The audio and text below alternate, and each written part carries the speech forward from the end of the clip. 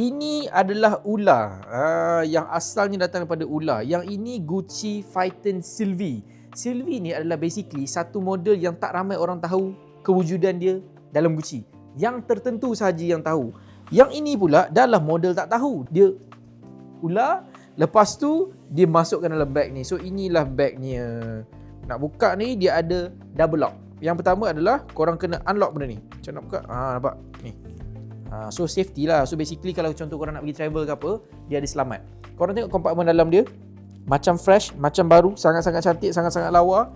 Luar dia ni adalah Phaeton skin.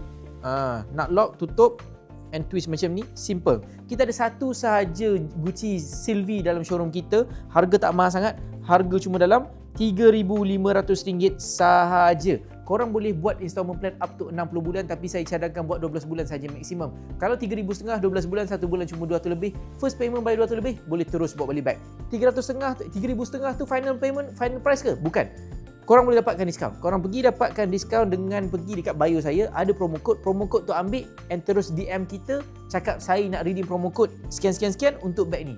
Mungkin korang boleh dapat up to RM1,000 diskaun, who knows. Kalau korang tak yakin nak beli online, tidak ada masalah. Kita ada physical showroom di Wangsa Maju Kuala Lumpur. Korang boleh datang di showroom kita di Wangsa Maju Kuala Lumpur daripada pukul 10 pagi ke 5 petang. So korang boleh tengok bag ni. Wah, cantik kan?